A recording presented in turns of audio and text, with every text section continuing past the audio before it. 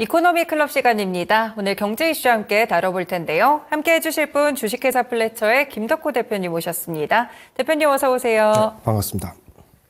네, 오늘은 대표님과 어떤 이야기 좀 나눠볼지 주제 함께 체크해 보도록 하겠습니다. 금융주의 향방, 파월의 한마디, 파워업 이끌까? 네, 다음 주가 벌써 FOMC입니다. 금방금방 좀 돌아오는 것 같은데 이를 앞두고 물가 지표는 약간 또 상승하는 그런 흐름들을 보이기도 했었고요. 네, 일단 대표님 어떤 것들부터 체크를 해보면 될까요? 아무래도 이제 다음 주에 당장 이제 FOMC가 있다 보니까 뭐 지금은 연준 의원들이 발언이 없는 일반 이제 블랙아웃 기간이 지금 되어 있는데 뭐 아무래도 여기 상황에서 많은 분들이 좀 걱정을 하시는 것 같습니다. 그러니까 뭐 이미 이제 1월 같은 경우도 그렇고 2월도 그렇고 뭐 CPI 지수가 계속 올라가고 있다. 뭐 근데 반면에 실업률도 올라가기 때문에 이제 정말 향방을 어떻게 잡을지 모르겠다 하시는 분들이 좀 계신 것 같습니다. 네. 자, 일단 1월 CPI 같은 경우에는 예상치가 2.9%였는데 지금 3.1%로 좀 더 소폭 상승을 했고요. 2월 같은 경우에도 예상 CPI가 3.1%인데 3.2%로 예상보다 0.1% 좀 더 0.1%포인트 더 상승했다고 좀 말씀드릴 수 있을 것 같습니다. 네. 자, 그러면 우리가 이 CPI가 지금 연초부터 계속 상승한다는 거를 원인을 잘 해석을 하셔야 됩니다. 왜냐하면 연준이 실질적으로 지금 가장 관심 있게 보는 지표는 크게 두 가지입니다. 정확히는 세 가지가 될 수 있겠네요. 첫 번째는 일단 GDP인데 이 GDP를 좌우하는 게 첫 번째 요인은 실업률, 두 번째 요인이 물가라고 보는 겁니다. 아시다시피 미국은 GDP의 3분의 2가 소비로 의해서 이루어집니다. 그러다 보니까 우리 팬데믹 시기 때 뭐 GDP가 다 뭐 끝장났다 이렇게 얘기하는데 미국은 생각만큼 그렇게 후퇴를 하지 않았습니다. 왜 그런가 살펴보고 나니까 당시에 뭐 재난지원금을 굉장히 공격적으로 줬었죠. 네네. 1인당 2인, 뭐 4인 가구에 대해서 뭐 월 200만 원씩 주더라 뭐 이런 얘기들까지 나왔는데 이런 것들이 이제 결국은 미국은 그만큼 선진국에 있다 보면은 수출을 하는 것보다 내수 경제로 돌아가는 부분들의 파이가 훨씬 크다라는 겁니다. 그렇기 때문에 우리가 이 CPI를 부분도 봐야 되는데 아이러니한 것은 이때 당시 팬데믹 때 팬데믹이 3월 23일 날 땡 하고 시작하자마자 물가는 당연히 엄청나게 후퇴를 했습니다. 그렇죠. 왜? 이후부터 약 6월까지는 뭐 고용 제한이라든가 가게들이 문을 닫고 접종 맞으러 다녀야 되고 이러다 보니까 생산성이 적다 보니까 당연히 뭐 뭔가 이제 우리가 뭐 소상공인들 같은 경우 뭐 물건을 판다든가 이런 게 거의 제한됐겠죠. 근데 이제 9월부터 본격적으로 다시 어떻게 됐냐? CPI가 급등하기 시작합니다. 이게 왜 이런 현상이 나오냐면은 자연스럽게도 이제 병목 현상이라고 얘기를 하는 거죠. 이런 병목 현상이 나오는 원인들도 결국은 우리가 뭐 팬데믹이라고 해서 어떤 이벤트가 있다고 해서 물가를 돈을 못 쓰는 게 아니구나. 실제로 그래픽카드 같은 경우 어떻습니까? 2020년도와 21년도 가격 비교해보면요. 20년도 그래픽카드 가격이 훨씬 비쌌습니다. 네. 그러니까 이런 것들까지 우리가 감안해 본다면 우리가 CPI라는 지수만 보고 볼 것이 아니라 실제 그 민생 경제 어떻게 돌아오는지 이거를 좀 디테일하게 보셔야 되는데 이번에 실업률 같은 경우에 조금 이제 예상보다 좀 상회를 했기 때문에 연준이 좀 더 금리를 빨리 내리지 않겠느냐 이런 말씀하신 분들이 계십니다. 근데 저는 오히려 연준이 금리를 빨리 내릴 생각은 없을 것이다. 네. 뭐 기존의 기조에서 크게 다르지 않을 것이다라고 제가 얘기를 좀 드리고 싶은데요. 그렇게 추정하는 원인이 무엇입니까?라고 이제 물어보신다면은 작년 12월 FOMC 때 자료가 있습니다. 이 FOMC 때 이제 실제 논의했던 자료들을 보시면은 실업률 같은 경우는 오히려 2023년이 2024년보다도 훨씬 더 낮게 나옵니다. 자, 이 원인이 무엇인가 좀 더 깊게 말씀을 드리면 결국은 연준이 금리 인하를 한다라는 거는 금리 인하는 결국에는 후행적으로 나오는 액션입니다. 그렇기 때문에 지금 경기가 안 좋다라는 것이 확인했을 때 나오는 하나의 처방제지 처방이기 때문에 그러니까 수술을 급하게 들어가는 것이지 이것이 사전에 예방을 한다고 보기는 어렵습니다. 네. 역사적으로 미국이 금리를 내렸던 현상들도 그만큼 미국의 GDP 혹은 실업률 혹은 물가가 너무 과다하게 올랐을 때 이 세 가지가 모두 충족해야 되는데 지금 IMF 같은 경우에는 올해 미국의 GDP를 지금 전망하는 수준이 2.1%입니다. 네. 그러면 이 당시에 지금 연준 위원들이 생각했던 GDP 밴드는 1.2에서 1.7%라는 걸 감안했을 때는 뭐야 미국 아직 살만한데 우리가 왜 뭐가 어렵다는 거지? 라고 반증할 수 있다는 거죠. 그러다 보니까 조금 하위 단계에 있는 지표들이 얼마나 민감하게 움직이는 걸 보다 보니 그래도 연준이 뭐 그래도 6월에는 금리 인하를 하지 않겠습니까? 이런 얘기가 나오는데 조금 더 우리가 주목해 봐야 된다는 거고요. 그러면 이런 어떤 미국의 영향 때문에 결국은 국제적으로 전 세계적으로 각국 은행들이 취하는 포지션이 굉장히 다른데 네네. 일단 가장 반대되는 행동을 하는 국가가 어디냐 보면 일본입니다. 네. 지금 일본 같은 경우에는 마이너스 금리가 어마어마하게 오랫동안 유지가 됐었죠. 실제로 뭐 30년 만에 니케이가 지금 추월을 했다라는 얘기가 나올 정도로 그럼 니케이 지수가 올라갔다는 거는 미국의 일본의 기업 가치들이 많이 성장하고 있다는 거고 기업의 실적이 좋다는 뜻 아닌가? 맞습니다. 그렇기 때문에 지금 일본 내에서의 각 기업들이 지금 행동하고 있는 부분이 어떤 것들이 있냐면은 지금 임금 인상을 굉장히 공격적으로 하고 있습니다. 자, 우리 도요타 자동차 같은 경우에도 뭐 옛날에 뭐 엄청 잘 나갔던 이 도요타 자동차도 뭐 지금 다시 무너진다, 전기차 하다가 하이브리드에서 뭐 끝나는 거 아니야 하지만 뭐 지금 실적상으로 보면은 굉장히 탄탄하게 나오고 있고요. 오히려 임금 인상 같은 경우에도 그러니까 임금 인상 같은 경우에도 거의 뭐 25만 원 가량을 더 올려줬다라고 합니다. 이번 한 해에만 25만 원씩 월급을 더 올려줬다고 합니다. 그 말은 지금 어마어마하게 지금 수출이 되고 있기 때문에 이제는 국민들에게 나눠줘라라고 하고 있는데 이걸 누가 유도하고 있느냐? 일본의 지금 현 총리 기시다 총리가 지금 이걸 유도를 하고 있습니다. 왜냐? 그동안에 물가 상승은 계속 올라가고 있죠. 근데 금리는 계속 저금리이기 때문에 국가적으로 실제 수출을 할 때는 이윤이 많이 나오지만은 내수 자체가 생각만큼 탄탄하게 되지는 못하고 있는 겁니다. 네. 그러다 보니까 지금 일본이 해외 외국인 관광객들을 굉장히 유치하려고 어마어마한 프로모션을 하고 있기 때문에 지금 일본 내에서는 자영업자들은 사실 외국인들 수입밖에 거의 없다고 보시면 됩니다. 네. 그래서 내국인 수요가 굉장히 부진하기 때문에 이것을 다시 활성화시키려면은 이제 그만큼 인플레이션을 촉발시켜야 된다. 그러니 대기업들이 여기에 대해서 수익을 분배해라라는 얘기가 나왔고요. 네. 여기에 이제 더불어서 뭐 도요타도 그렇고 뭐 닛산도 그렇고 굉장히 많은 기업들이 지금 계속 뭐 5% 넘게 지금 월급 인상을 다 해주고 있습니다. 급여 인상을 했다는 것은 어마어마한 상황이죠. 그러면 이제 앞으로 우리가 일본이 그럼 이 마이너스 금리가 끝날 가능성이 있느냐라고 전망을 했을 때 지금 니케이 신문에서 지난 4일에서 6일 사이에 이제 15분의 전문가들을 대상으로 물어봤을 때 연중에 마이너스 금리가 끝날 가능성이 굉장히 크다라고 얘기가 나왔습니다. 네. 자, 그럼 마이너스 금리가 끝난다라고 하는 거는 결국에는 지금 이제 물가가 굉장히 촉발을 하고 있고 경기가 활성화된다라는 선순환을 잡아가겠다라는 거죠. 그러면 다시 일본 금융기업들이 다시 탄탄한 입지를 다져가게 될 겁니다. 얼마 전에 이제 GDP가 지금 뭐 일본 GDP가 55년 만에 독일한테 3위를 내줬다 뭐 이런 얘기들 보고 충격받은 분들도 계실 것 같은데 네. 사실 충격받을 상황은 아닙니다. 이게 왜 그런 현상이 나오냐면 독일 같은 경우는 작년에 실질 GDP는 마이너스 0.7% 정도, 그러니까 0.3%로 후퇴를 했고요. 네. 일본은 실질 GDP가 1.6% 증가했습니다. 그러면 실질 GDP라고 하는 건 우리가 명목 GDP, 즉 우리가 전체 생산량에서 물가만큼의 부분을 우리가 차감을 하는 건데 그렇죠. 지금 유럽 같은 경우에 특히 독일 같은 경우에 과거 뭐 러시아라든가 중국으로부터의 자본은 경제를 굉장히 많이 의존을 하다 보니까 이번 우크라이나 전쟁 터지면서 가장 피해를 많이 봤던 국가 중 하나가 바로 이 독일입니다. 네. 그러다 보니 실질 GDP는 더 후퇴를 했지만 그러면 GDP 3위를 넘겨준 이유는 뭐냐? 지금 환차 때문에 그렇습니다. 환율 차이 때문에 그렇습니다. 우리가 GDP 계산할 때 1인당 GDP 뭐 3만 불 시대 뭐 이런 식으로 얘기하면서 네네. 달러를 기준으로 얘기하죠. 근데 지금 일본 어떻습니까? 역대 최저의 엔저 현상이 나오기 때문에 이것이 다시 금리 인상으로 가게 되면은 선순환 구조로 갔을 때 이제는 GDP를 다시 또 회복하는 일이 그렇게 멀지 않았다는 겁니다. 자, 그러면 이제 일본과 달리 또 좀 안타까운 국가가 하나 있습니다. 바로 이제 중국입니다. 네네. 이번에 이제 양회를 폐막을 하게 되면서 사실상 뭐 시진핑 주석이 아니라 이제 시진핑 황제가 되겠다라고 이렇게 얘기가 나오고 있는데 이유가 뭐냐라고 보면은 1986년인가요? 87년인가 이때 등소평이 이제 덩샤오핑 주석이 이제 당시 문호 개방을 하면서 1982년이네요. 문호 개방을 본격적으로 하고 개방 개혁을 하기 시작하면서 국무원 조직법이라는 걸 개정을 하기 시작합니다. 이 국무원 조직법이 어떤 내용이 있냐면은 기존에는 당의 이제 주석이 뭐 수석들이 경제와 정치 이거 이제 정당 내 인사들을 다 관할을 했었다면은 이제 개혁 개방을 하려고 하다 보니까 이 정치인들 되니까 실무를 잘 모릅니다. 그래서 테크노크라트, 즉 우리가 기술 관료를 공격적으로 채용하고 이걸로 경제를 부흥시키자라는 의미에서 국무원 조직법을 이제 제정을 하게 됩니다. 이때는 총리가 경제권을 다 쥐고 있는 형태 되는데 이걸 다시 지금 역행하고 있는 게 뭐냐면 총리가 갖고 있던 경제 전권을 다시 당에서 관리하겠다라고 얘기해 놨습니다. 심지어 지금 중국의 중앙은행조차도 당에 충성하는 국무원의 통제를 받아야 된다라는 식으로 지금 법이 개정됐기 때문에 이제 앞으로 중국에 만약에 투자를 한다라고 하면은 좀 정말 당에서의 어떤 규약이나 규제가 굉장히 강화될 것으로 보이기 때문에 지금 당장 중국에서 할 수 있는 경기 부양책은 뭐 LPR 금리 낮추는 것밖에 없겠죠.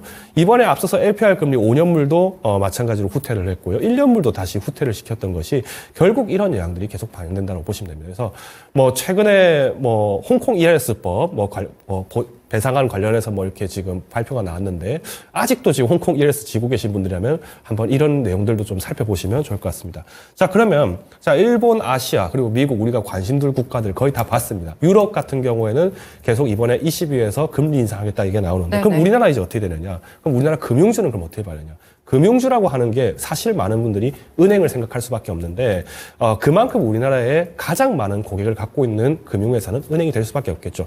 아시다시피 우리 전 세계에 있는 주식시장보다 전 세계에 있는 채권시장이 몇십 배 큽니다. 이 부분만 감안해 보시더라도 돈을 갖고 투자한 사람보다 돈을 빌린 사람이 더 많다는 거 항상 감안해 보시면 좋을 것 같고요. 그러면 일단 금융주 중에서 은행 쪽을 보신다라고 하면은 당연히 PF라든가 혹은 이제 부실대출 이쪽을 보셔야 됩니다. KB가 얼마 전에 부실대출 많이 나왔었죠. 뭐 NH 같은 경우 그러니까 NH라고 하지만 뭐 농협은행 같은 경우나 수협은행 같은 경우에는 지방 인사 개입이나 이런 것들이 또 워낙 많다 보니까 사실 뭐 지금 유출되고 있는 자금들이 너무 많습니다. 이런 부분들을 조금 철저하게 따져보실 필요가 있다 말씀드리고요. 자, 보험 같은 경우에도 지금 악재들이 있습니다. 이번에 IFRS 17을 이제 도입을 하게 되면서 재무 건전성 확보해라 얘기했는데 또 정부가 기업 밸류업을 위해서 주주들 가치를 제고해라 해버리니까 지금 뭐 실질적으로 우리가 이제 뭐 적립금 충당을 하는 과정에서 재무 건전성도 챙겨야 돼요. 근데 챙기는 와중에도 이거 배당 나가야 돼. 이러다 보니까 약간 진퇴양난이 되어 있는 경우가 좀 많습니다.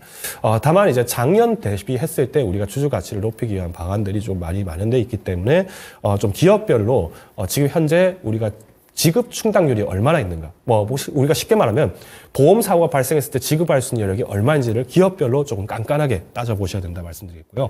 증권사 같은 경우에도 이번에 이제 홍콩 ERS 사태 배정안 얘기가 나왔습니다만은 사실 이 ERS를 가입한 대부분의 고객들이 증권사보다는 은행에 훨씬 많습니다. 그만큼 뭐 하다못해 키움증권에서 내가 홍콩 ERS 가입했다 하시는 분들도 키움증권 가서 이렇게 뭐 PB분들 만나서 상담 들으신 경우보다는 이거 한번 볼까라고 개인 투자자들이 직접 매수한 경우도 간혹 있지만 거의 증권사에서는 이렇게 공격적으로 판매를 하지 않습니다. 그러니까 오히려 은행권에서 유출들이 워낙 많다 보니까 상대적으로 조금 아쉽다라는 부분들이 좀 있지만은 그래도 안정적으로 지금 이번에 IPO라든가 이런 먹거리들 계속 잡고 있기 때문에 좀 더 주목해 보시자 요약을 드리겠습니다. 네, 오늘 미국과 일본 그리고 중국의 경기 상황 짚어봤고요. 그다음에 금리에 대한 방향성이 조금 달라질 수 있기 때문에 올 한해 금융주들에 대한 종목도 같이 살펴보도록 하겠습니다. 종목별 투자 전략인데요. 그러면 은행 그리고 보험, 증권 섹터 세 가지를 이야기를 주셨는데 첫 번째로 은행에서 어떤 종목 보면 좋을까요? 사실 이제 여러 기업들 중에서 뭐 소개를 드리고 싶은 기업은 많습니다만 일단 기업은행 한번 보시면 좋을 것 같습니다. 기업은행이 최근에 이제 주가를 계속 높이고 있죠. 아무래도 이제 기업 밸류업 관련된 부분들 소재들도 많이 있습니다만은 이 기업은행이 지금 갖고 있는 거는 결국에는 기업 대출 부분에서 메리트가 굉장히 크다라는 겁니다. 이번에 이제 이슈가 또 나왔던 게 이제 디지털 수출 신고 정보 서비스를 또 출시를 했는데 우리나라 같은 경우에 해외에 이제 수출을 하는 기업들이 또 많이 있습니다. 근데 이 수출이라는 게 꼭 무슨 공장이기 때문에 수출한다 이런 게 아니라 전자상거래 B2C도 굉장히 많이 활성화돼 있습니다. 최근에 K-팝이 워낙 유행을 하다 보니까 우리나라 안에서 있는 제품들 사보고 싶다. 과거 우리가 오징어 게임이 유행했을 때 한국에 달고나 만드는 그거 하나 사달라 이런 얘기가 나왔던 것처럼 이런 B2C 산업들은 앞으로 더 활성화될 거라고 보고 있는데 문제는 뭐냐면 이게 수출 한 건 할 때마다 이제 자금이 들어오면 이게 수출 증빙서를 계속 떼서 제출을 해야 됩니다. 근데 이 건수가 뭐 작년만 하더라도 연간 68만 장 정도 됐다고 합니다. 이거 처리하는데 걸리는 시간이 11만 3천 시간이고요. 이 시간을 다 쓰다 보니까 뭐 기업들 입장에서는 뭐 계속 팔면 팔수록 좋은데 이거 경비 처리하고 일 처리하고 국세청에서는 이거 추적 관리하고 이거 뭐 탈세자 아니냐 뭐 검수 들어가야 되고 이러다 보니까 너무 소요가 많다라는 겁니다. 그래서 이 부분들을 이번에 기업은행이 작년 4월부터 이제 관세청하고 이렇게 협약을 맺게 되면서 이 서비스를 이제 출범을 본격적으로 하게 됐고요. 올해 4월부터 이제 적용이 될 예정이라고 합니다. 그래서 이 점을 앞으로 이제 기업은행을 활용하시는 분들이라면 이 인터넷 뱅킹 통해서도 바로바로 재료를 자료를 확인하고 제출할 수 있는 서비스가 연계되기 때문에 고객분들이 좀 이용하기 좀 유용하지 않을까라고 생각이 되고요. 우리 비대면 대출도 마찬가지입니다. 그동안 사실 비대면 대출하면은 개인 사업자라든가 이런 사람들은 그래도 확대가 많이 됐는데 법인 사업자 같은 경우에는 이거 개인 법인 사업자인데요 이렇게 얘기하면은 그럼 일단 신청하러 은행 오세요라는 얘기가 많았습니다. 네. 근데 이번에 이번에 대출 통로 박스라는 서비스를 이제 좀 운영을 하게 되면서 신청이나 심사 단계까지는 그래도 우리가 비대면 해드리겠습니다. 다만 우리가 체결하는 데는 우리 인감 찍어야 되니까 네네. 그때는 대면으로 오셔라 이렇게 지금 하기 때문에 조금 더 이제 법인들 대상으로 영업 관리가 훨씬 수월해지고 있다 정도로 요약을 드리겠습니다. 네, 그렇군요. 기업은행 서류도 간편화되고 법인 쪽으로 해서도 이렇게 절차 같은 것들이 좀 간소화되는 것 같습니다. 다른 은행주들과 비교를 했을 때 기업은행이 딱히 메리트가 있다 이런 부분들이 이쪽인가요? 결국은 이제 금리 인하를 한다라고 했을 때는 우리가 많은 분들이 금리 인하 해달라 막 이렇게 얘기하시는데 정부에나 언론에서 대부분 얘기하는 거는 가계부채입니다. 왜? 뉴스를 보시는 분들 대부분이 다 가정에 계시기 때문에 그렇습니다. 그렇죠. 네. 근데 실제 가계부채 규모보다 훨씬 더 큰 규모가 바로 기업부채입니다. 우리가 이 부분을 놓치면 안 되는데 지금 경기가 힘들다 월급 올려주세요 다 좋죠. 일본처럼 우리 월급 인상해주세요 좋습니다. 근데 이 노동자들의 권익을 보호하기 위해서는 기업이 못 살아났는데 권익을 보호하다가 기업이 망해버리면 다 같이 파업자 되고 다업자 실업자 되는 거 아닌가요? 이런 문제가 생기면 안 되겠죠. 이런 부분에서 봤을 때 사실 그동안 가장 리스크가 컸던 것도 어떻게 보면 이 기업은행입니다. 왜?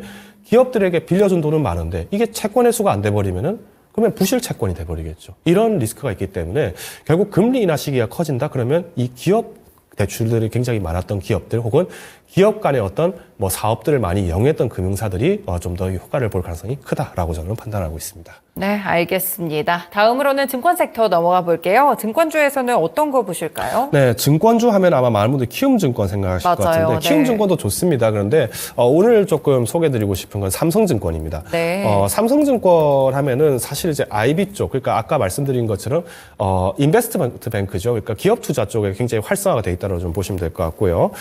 작년에 이제 상위 10개사들이 그러니까 삼성증권을 포함해서 이제 평균을 내어 보니까 전년 대비해서 IB 수수료, 그러니까 착수 수수료가 거의 20% 가까이 후퇴를 했다라고 합니다. 그러니까 21% 후퇴할 때 유일하게 삼성증권만 약 1% 정도 조금 더 소폭의 상승을 했다라고 되어 있는데 이 말씀은 지금 삼성증권이 하고 있는 활동들이 우리가 M&A라든가 아니면은 IPO 쪽 이쪽을 좀 공격적으로 하고 있다고 보시면 될 것 같습니다. 네. 작년에 굉장히 뜨거운 감자였던 HM 같은 경우도 인수 주선을 했던 게 이 삼성증권이었고요. 결론적으로는 결렬이 됐기 때문에 전체 착수금을 다 받기로 한 금액보다는 좀 적은 약 절반 가량을 좀 받아갔기 때문에 좀 아쉬움은 있습니다만은 이런 양력들이 지금 계속 커지고 있다는 거는 이제 M&A라든가 이런 부분에서 굉장히 좀 강자 입지를 가지고 있다라는 특징을 좀 갖고 있습니다. 그래서 이번에 IPO 시장 쪽도 좀 총력을 하겠다라고 얘기를 하면서 주식 자본 시장 팀을 이제 기존의 3개에서 4개로 좀 더 세분화를 시켰는데 사실 인력이 더 많아지거나 그런 건 아니었습니다. 네. 확인을 해보니까 3개 팀에 각 팀당 15분 계시던 분들을 한 팀당 11명씩 이제 좀 나누어서 배정을 한 건데 이게 어떻게 이렇게 한 거냐라고 알고 보니까 실제 이제 한 조직당 이 상장 준비를 하는 과정에서 좀 집중도가 좀 다른데 이게 지금 최근에 우리나라 지금 IPO들 올해 먹거리 많다 굉장히 이슈가 많이 되고 있습니다. 작년에 IPO 할 것들 하반기에 다 몰리다가 하반기 좀 놓치니까 올해 상반기 계속 지금 종목들 나오고 있죠. 이런 영향들이 있기 때문에 이들을 다 놓치지 않으려고 한다는 거고요. 특히나 이제 이 주식 자본 시장 팀의 4팀 같은 경우에는 과거에 이제 카카오페이 상장을 담당했던 직원분들이 좀 대거 계십니다. 그러다 보니까 이번에 좀 먹거리를 좀 떠오르는 비바 리퍼블리카 우리가 얘기하는 이 토스 관련 것도 토스 쪽도 지금 이렇게 상장을 좀 준비를 하고 있다라는 점 참고하시면 될 것 같고요. 네. 그래서 이제 증권 쪽을 만약에 내가 좀 보신다라고 하면은 키움증권도 한번 잠깐 차트 한번 보고 가겠습니다. 키움증권 너무 좋죠. 그러니까 많은 투자자분들이 활용을 많이 하시는데 이게 보통 이제 시장의 전환 국면에서는 조금 약해지는 특징이 있습니다. 그게 아무래도 이번 6월이 될 가능성이 크고요. 미국도 지금 6월에 경기가 다시 한번 좀 부진해지는 그 문턱이 6월에서 7월 넘어갈 사이에 어떻게 되는지를 굉장히 주목을 하고 있습니다. 그래서 네. 이때 한번 키움증권을 또 보시는 것도 한번 좋은 전략이 되지 않을까 판단하고 있습니다. 네, 증권 섹터에서 삼성증권 M&A를 통해서 수수료 수치도 늘어나고 있고요. IPO에서도 전략적인 이런 인력 배치와 더불어서 함께 눈여겨보시면 좋은 종목 같이 소개해드렸습니다. 마지막으로 보험 섹터에서는 어떤 종목 볼까요? 보험 섹터 하면은 우리나라의 보험은 크게 두 가지가 있다고 보시면 돼요. 생명보험사가 있고 손해보험사가 있는데 오늘은 좀 현대해상 좀 같이 얘기를 좀 드리고자 합니다. 현대해상이 네. 지금 오늘 4% 정도 상승을 했죠. 어제도 이렇게 좀 4% 넘게 상승을 했던 4%가 상승했다 좀 빠진 걸로 알고 있는데 이게 왜 그런가라고 살펴보니까 지금 현대해상에서 올해 이제 배당 성향을 좀 더 높일 가능성이 크다라고 얘기가 나왔습니다. 사실 현대해상 하면은 많은 분들이 아마 공감하실 겁니다. 자동차 가입할 때 보통 현대해상 많이 한다. 뭐 이런 얘기 하시는데, 이 레포트도 또 재밌는 게, 이 레포트 누가 어느 증권사가 냈나 보니까 현대차증권에서 냈더라고요. 네. 이제 계열사라고 이제 서로 뭐 껴안아 주는 건지 그건 모르겠습니다만은, 이번에 이제, 이 현대해상이 높았던 이유. 일단 작년 배당금 같은 경우에 2,063원입니다. 그러니까, 전년도, 22년도 대비했을 때 증가율이 한 5% 정도 됐었는데, 주주들 입장에서는 당연히 5% 높게 더 주는 거 더 좋죠. 근데 더 줄 수 있지 않았나요? 라는 여기에 질문에 대해서 이제 그 연구원분이 이제 해석한 부분은 지금 IFRS를 비롯해서 지금 재무 건전성을 확보하는 과정에서 지금 적립금이 지금 변수가 되고 있는데 우리가 팬데믹 이전이었던 2022년, 21년, 22년 이때만 하더라도 보험 해지율이 굉장히 많이 높았습니다. 근데 지금 이제 금리가 높다 보니까 고객들도 뭐 화재보험이라든가 이런 것도 있겠습니다만은 인보험을 굉장히 먼저 해제를 많이 하겠죠. 그러다 보니까 뭐 연금저축 이런 게 많이 해제됐는데 네. 올해부터는 이 경기 전환에 대한 국면들이 오히려 더 적립을 더 많이 할 수 있는 기회가 되지 않을까라고 전망을 하고 있습니다. 그래서 일단 지금 최근에 이제 종목들은 지금 주가를 많이 올렸기 때문에 저는 조정 이후의 움직임을 좀 보셔야 된다고 저는 보고 있고요. 계속 관심 종목으로 이 금융주들은 눈여겨보시자. 다만 5월 이후부터 기업 밸류 프로그램이 본격적으로 되기 때문에 이때 또 다시 한번 잠깐의 반등이 나올 가능성이 있습니다. 그러면 아직 기간이 한 달 반 정도 남았기 때문에 변동 대응은 잘 하시자 요약드리겠습니다. 네, 알겠습니다. 오늘 금융섹터 골고루 함께 조명해봤습니다. 대표님 말씀 고맙습니다. 네, 오늘 이코노미 클럽 시간이었고요. 주식회사 플래처의 김덕호 대표님과 함께했습니다. 지금까지 다양한 투자 판단에 도움이 되는 말씀들 함께 전해드렸고요. 특정 종목의 상승하라 보장하지는 않습니다. 시장의 중심 마칩니다. 오늘도 시청해주셔서 고맙습니다.